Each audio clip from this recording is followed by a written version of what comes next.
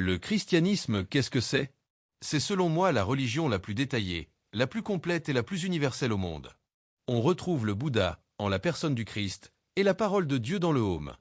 En sanskrit, le mot Om est une syllabe sacrée considérée comme le son primordial de l'univers, représentant l'unité et la source de toute création. Il est utilisé comme un mantra dans l'hindouisme, le bouddhisme, le jaïnisme et le sikhisme, et sa forme symbolique, qui ressemble souvent au chiffre 3, représente différents concepts spirituels tels que les 3 états de conscience, c'est-à-dire l'éveil, le rêve et le sommeil profond, ainsi que les 3 domaines de l'existence, soit physique, soit astral, soit causal. En sanskrit, Om est appelé Pranava Mantra, le mantra primordial, considéré comme le son originel à partir duquel l'univers s'est manifesté.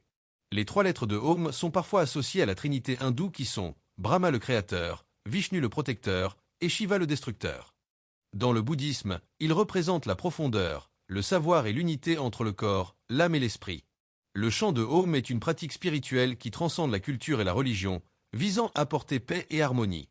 C'est un mantra très populaire, utilisé notamment dans le mantra hindou Om Namah Shivaya, qui signifie salutation à Shiva. Les 3 lettres du mot Om ont une signification profonde dans l'hindouisme et le bouddhisme, représentant le son sacré de l'univers et le cycle de la vie. Le O symbolise l'état de veille et le Dieu créateur, le H représente l'état de rêve et le Dieu qui préserve, et le M symbolise l'état de sommeil profond, la fin et le Dieu destructeur. Le commencement, la naissance, l'état de veille, et le Dieu créateur Brahma est représenté par la lettre O. La continuation, la vie, l'état de rêve, et le Dieu qui préserve Vishnu est représenté par la lettre H. La fin, la mort, l'état de sommeil profond, et le Dieu destructeur Shiva est représenté par la terminaison M. Voilà l'origine de la parole qui s'est faite chair. Tel le Bouddha, on retrouve Christ dans le bouddhisme et l'hindouisme. Être un Bouddha, c'est comme être un élu ou un oint, car c'est Dieu qui fait la sélection de ses élus et de ses oints. Le Bouddha est un titre pour l'éveillé et peut désigner plusieurs personnes, mais le plus célèbre est Siddhartha Gautama, le fondateur du bouddhisme. Après une quête spirituelle intense, il a atteint l'illumination et a passé le reste de sa vie à enseigner la voie pour mettre fin à la souffrance. Né prince en Inde il y a environ 2500 ans, son nom de naissance était Siddhartha Gautama. Il a quitté sa vie princière après avoir été confronté à la maladie, la vieillesse et la mort, ce qui l'a amené à chercher une solution universelle à la souffrance humaine. Après une période d'ascétisme extrême, il a atteint l'éveil sous un arbre pipal, devenant ainsi le Bouddha. Il a passé 45 ans à enseigner les principes du bouddhisme, notamment les 4 nobles vérités, aux gens. Les 4 nobles vérités du Bouddha sont les piliers fondamentaux du bouddhisme. Elles comprennent la vérité de la souffrance par le dukkha, l'origine de la souffrance, du désir et de l'ignorance par le tanha, la possibilité de la cessation de la souffrance, le nirodha, et le chemin menant à cette cessation, le noble chemin octuple qui est le magga. La dukkha enseigne que la vie est insatisfaisante et marquée par la souffrance, qui peut être physique, émotionnelle ou exister sous une forme plus subtile, liée à l'impermanence et à la difficulté de protéger ce que l'on possède. La tanha enseigne que la souffrance est causée par le désir, l'attachement et l'ignorance. Ces causes mentales, comme la haine et la convoitise, conduisent à des actions négatives qui créent de nouvelles souffrances. Le nirodha enseigne qu'il est possible de mettre fin à la souffrance en se libérant de ses causes, c'est-à-dire le désir et l'ignorance. Cet état de libération peut être atteint d'ici et maintenant, c'est le nirvana. Le magga enseigne que le chemin qui mène à la cessation de la souffrance est le noble chemin octuple, un ensemble de pratiques éthiques, de concentration et de sagesse pour transformer l'ignorance en éveil. Ce chemin comprend la juste compréhension, la juste pensée, la juste parole, la juste action, les justes moyens d'existence, le juste effort, la juste attention et la juste concentration. Le titre de Bouddha est donné à toute personne ayant atteint la sagesse parfaite et l'illumination du nirvana. Pour être sage dans le bouddhisme, il faut pratiquer l'étude, la réflexion et la méditation, tout en cultivant la pleine conscience pour observer ses pensées et émotions sans jugement. La compréhension de l'impermanence, le détachement des attachements et des désirs, ainsi que la culture de la compassion sont des aspects fondamentaux. L'objectif ultime est d'atteindre un état de bonheur et de paix intérieure, en comprenant sa propre nature et en se libérant de la souffrance causée par nos désirs et nos attachements. Cela implique d'apprendre à ne pas réagir automatiquement aux pensées et émotions négatives, mais plutôt de répondre avec discernement et clarté. La source de toute création est le Om, soit la parole de Dieu comme il est dit dans Jean 1. Au commencement était la parole, et la parole était avec Dieu, et la parole était Dieu. Elle était au commencement avec Dieu. Toutes choses ont été faites par elle, et rien de ce qui a été fait n'a été fait sans elle. En elle était la vie, et la vie était la lumière des hommes. La lumière luit dans les ténèbres, et les ténèbres ne l'ont point reçue. On pourrait croire que Jean s'est inspiré du Om bouddhiste et hindouiste pour écrire ce verset. Moi je crois que Dieu s'est révélé à toutes les nations, même aux nations dites païennes. Il leur a enseigné ce qu'il y avait à savoir dans un but précis et défini, que ce soit par le Bouddha ou les Illuminés. Pourquoi je suis chrétien cependant? C'est parce que je pense que la religion chrétienne est la plus complète et la plus universelle. Elle englobe des concepts clés comme la Trinité, la divinité du Christ, la parole de Dieu du sanskritome, le nirvana qui est comme un paradis de conscience, le concept de dualité entre le diable et Dieu qui est comme le yin et le yang, la balance du jugement dernier pour les élus et les damnés de la foi, et surtout l'existence de Dieu en Brahman, dans le Om et dans le Maya. Le yin et le yang sont deux forces opposées mais complémentaires qui, selon la philosophie chinoise, forment un tout et gouvernent l'univers. Le yin est associé à l'obscurité, la féminité, la passivité et la fraîcheur, tandis que le yang est lié à la lumière, la masculinité, l'action et la chaleur. Le symbole du yin et yang représente cet équilibre dynamique, un cercle divisé en deux parties, une noire, le yin, et une blanche, le yang, où chaque partie contient un point de la couleur opposée, symbolisant que chaque force contient la graine de son contraire. Le yin et le yang ne sont pas des oppositions absolues, mais des forces interdépendantes qui s'équilibrent mutuellement. Par exemple, la crête d'une vague, le yang, est équilibrée par son creux, le yin. Le soleil est yang, l'ombre est yin, l'été est yang, l'hiver est yin. Ils sont en constante transformation et peuvent passer l'un dans l'autre. Toute chose qui atteint son maximum se transforme en son contraire. La question fondamentale que de nombreux chercheurs se posent souvent est une question cruciale. Qu'est-ce qui distingue véritablement l'Atman, votre soi individuel, du Brahman, la réalité ultime, la conscience? Le Brahman, c'est-à-dire la conscience ultime, associée au Maya, l'omniscience, la toute-puissance, donne le Ishwara, le Dieu créateur. L'Atman, la conscience individuelle, associée à l'avidya, l'ignorance, donne le Jiva, l'être individuel que vous êtes. L'identité essentielle, c'est l'Atman et le Brahman. L'Atman et le Brahman ne sont pas deux entités distinctes, ils sont fondamentalement une seule et même existence consciente et illimitée. Imaginez l'eau d'une vague et l'eau de l'océan, c'est la même eau, simplement vue sous des angles différents. Qu'est-ce que l'Atman? Votre soi essentiel. L'Atman désigne spécifiquement le principe de conscience, ou la conscience, qui imprègne et anime votre complexe corps âme et esprit unique. C'est votre corps physique, vos pensées, vos émotions, vos souvenirs. Considérez votre propre expérience en ce moment, en écoutant ces mots, en pensant, en ressentant des sensations, remarquez qu'il existe une conscience sous-jacente en présence de laquelle tous ces événements sont perçus sans effort. Cette conscience elle-même ne change pas, même lorsque les objets de son attention, les mots, les pensées, les sentiments, vont et viennent. Ce témoin immuable, ce sentiment fondamental du « je suis » qui sous-tend toutes vos expériences, est ce que le Vedanta désigne sous le nom d'Atman. C'est votre nature la plus intime et la plus essentielle. Vous n'avez pas besoin de vous rappeler que vous êtes, car c'est facile et évident. Alors que tout le reste ne devient évident que lorsque l'esprit s'efforce d'y penser, de le voir, de l'entendre ou de s'en souvenir. Même en cas de démence, on oublie toute sa vie, mais le fait que je suis, j'existe n'est ni plus ni moins facile qu'à l'apogée de sa vie. Qu'est-ce que Brahman? La réalité infinie. Brahman désigne la conscience ultime, omniprésente et illimitée, le fondement même de la substance et de toute existence, ainsi que de tout ce qui est visible et invisible. Réfléchissez à la totalité de votre expérience, chaque vision, chaque son, chaque pensée, chaque sentiment, chaque souvenir, chaque rêve que vous avez connu.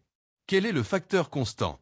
Toutes ces expériences diverses apparaissent intérieurement et sont perçues en présence de la conscience, le vous, celui qui est présent dans chaque expérience. Cette conscience ne se limite pas à votre corps ou à votre esprit. Elle est le champ infini où tout apparaît et disparaît. Cette réalité universelle et illimitée est Brahman. Il est l'absolu, le principe suprême de la réalité ultime, l'âme universelle dont tout procède et à laquelle chaque être est lié. Le Tat Tvamasi affirme que votre soi essentiel, votre Atman, est identique à la réalité ultime du Brahman. Cette différence apparente n'apparaît que parce que nous avons tendance à associer Atman, le soi, le je, spécifiquement à notre corps-esprit individuel, tout en considérant Brahman comme la totalité. Mais la réalité sous-jacente, c'est l'existence consciente illimitée, et elle est une seule et même réalité. Le Vedanta utilise des termes spécifiques pour décrire la nature de cette réalité unique, qu'elle soit considérée comme Atman ou Brahman. Lorsqu'on se réfère à la réalité telle qu'elle est vécue par l'individu, notre nature essentielle, notre Atman, est décrite comme Satchitananda. Sat, c'est l'existence de l'être. Cela signifie que votre nature fondamentale, elle existe absolument. Vous ne pouvez pas véritablement concevoir votre propre non-existence, car l'acte même de concevoir requiert votre existence en tant que sujet conscient qui conçoit. Votre être est indéniable et évident. Le Chit désigne la conscience et son autoprésence. Ceci fait référence au principe de connaissance inhérent, vous êtes conscience. Tout ce que le corps, l'esprit et l'âme qui vous est assigné pendant un certain temps, y compris le monde, le corps et les pensées, est connu de vous. Notez que si vous connaissez les objets, vous le connaisseur, ne pouvez pas être transformé de la même manière en objet de votre propre perception. Votre nature est conscience lumineuse. L'ananda, c'est la plénitude, l'immunité et la complétude. Ce terme est souvent traduit par félicité, ce qui conduit à l'idée fausse que votre nature essentielle est un état émotionnel de bonheur. Si la félicité peut être une expérience de la conscience, Ananda, en tant que description de l'Atman, renvoie à quelque chose de plus profond, la plénitude ou la complétude inhérente. Parce que vous, en tant qu'Atman, êtes conscience illimitée, identique à Brahman, et vous ne manquez de rien. Cette paix et cette complétude inhérente sont suggérées dans les moments où les désirs cessent, comme dans un sommeil profond et sans rêve, révélant votre état naturel lorsque les agitations de l'esprit sont temporairement suspendues. Ce n'est pas une émotion que vous acquérez, mais la nature même de votre être lorsque vous êtes libéré de l'illusion du manque. Lorsqu'il se réfère à la réalité dans sa nature absolue et indépendante, Brahman est décrit comme Satyam Jnanam Anantam. Satyam est la réalité absolue, la vérité. Ceci signifie ce qui est réel au sens ultime du terme, immuable à travers les époques, passé, présent, futur. Alors que votre corps change, que vos pensées fluctuent et que le monde apparaît dynamique, la conscience fondamentale dans laquelle tous ces changements sont observés demeure constante. Ce substrat immuable est Satyam. Jnanam est la connaissance pure, la conscience, le principe d'intelligence. Ceci ne désigne pas la connaissance de quelque chose, mais la connaissance elle-même. Le principe d'intelligence ou de conscience en tant que tel. C'est la sensibilité qui illumine l'esprit, vous permettant de connaître, de comprendre et de percevoir l'ordre de l'univers. Le simple fait que vous puissiez comprendre ces idées indique que ce jnanam opère à travers votre esprit. C'est l'intelligence fondamentale qui se manifeste par la conception et les lois apparentes du cosmos. L'anantam est l'illimité et l'infini. Cela souligne la nature illimitée de la conscience. Essayez de trouver une limite à votre conscience. Où s'arrête-t-elle? Toute limite perçue, les murs de la pièce, le contour de votre vision, voire le concept même d'espace apparaît dans la conscience. La conscience elle-même n'a pas de frontières inhérentes, elle englobe tout. Cette nature infinie est Anantam. Remarquez l'étroite correspondance entre Sat et Satyam, Chit à Jnanam, et Ananda comme plénitude illimitée à Anantam. Ils décrivent la même réalité sous des angles légèrement différents. Si Atman et Brahman ne font qu'un, pourquoi vous percevez-vous comme un individu limité en Jiva, et séparé d'un vaste univers apparemment créé par une puissance distincte en Ishwara? Le Vedanta explique cette apparence par les concepts de Maya et d'Avidya. Le Maya est un concept crucial, souvent traduit par illusion, mais plus précisément compris comme l'intelligence du pouvoir inhérent à Brahman qui fait apparaître la réalité indifférenciée comme l'univers diversifié des noms et des formes. L'Ishvara représente Brahman vu en association avec son pouvoir illusoire du Maya. Ishvara est le créateur, le soutien et le destructeur apparent du cosmos, il est Dieu doté d'attributs. L'ordre, les lois et l'intelligence que vous observez dans l'univers sont considérés comme des manifestations d'Ishvara, de Brahman, fonctionnant à travers les illusions du Maya. L'avidya signifie littéralement ignorance. Dans le Vedanta, ce terme désigne spécifiquement l'ignorance innée, éternelle de notre véritable nature, Atman qui est Brahman. Il ne s'agit pas simplement d'un manque d'information, mais d'une erreur d'identification fondamentale. Le jiva est l'être individuel, la personne que nous nous percevons comme telle. Le jiva apparaît lorsque l'atman, la pure conscience, apparaît limité et conditionné par avidya, conduisant à l'identification à un complexe corps-âme et esprit spécifique. Je suis ce corps, je suis ces pensées, je suis cette personne limitée. Ce sentiment d'être un individu distinct, limité, soumis à la souffrance et au désir constitue l'expérience du jiva. Le Vedanta vous offre une compréhension profonde. La séparation que vous ressentez, la limitation que vous éprouvez en tant qu'individu du jiva, trouve son origine dans l'ignorance de l'avidya de votre véritable nature. Votre soi essentiel Atman est, et a toujours été, indifférent à la réalité ultime, illimitée et consciente du Brahman. Cette compréhension se veut plus qu'intellectuelle. C'est une invitation à explorer votre propre expérience et à reconnaître que vous êtes la conscience immuable dans laquelle toutes les expériences se produisent. Votre nature fondamentale est existence conscience plénitude, Satchitananda. Les limitations que vous percevez appartiennent au corps et à l'esprit, et non à vous, la conscience. En comprenant clairement ces enseignements et en y réfléchissant, l'ignorance de l'avidya qui vous enchaîne au sentiment d'être un jiva limité peut se dissoudre.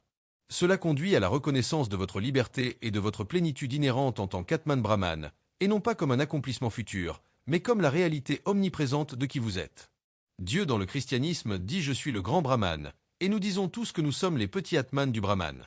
Car chacun est Om dans un sens figuré qui lui est propre et réfléchi, par son expérience individuelle et intrinsèque. Nous sommes tous dotés de la parole que nous attribuons Om, ce qui fait de nous des hommes. Le Christ comme le Bouddha nous ont enseigné la voie à suivre, la voie de l'illumination. Si nous avons la possibilité d'être des dieux comme l'enseignent le bouddhisme et l'hindouisme, retenons seulement du Christ qu'il est le roi des dieux. On confond souvent Brahman et Brahman sans E, tout comme on confond souvent Chrono avec un H de Chrono sans H. Chrono avec un H est la personnification du temps, et Chrono sans H est le roi des titans. Brahman sans E est l'univers et la dimension connue, alors que Brahman avec E est la divinité qui fait partie avec Vishnu et Shiva de la trinité hindouiste.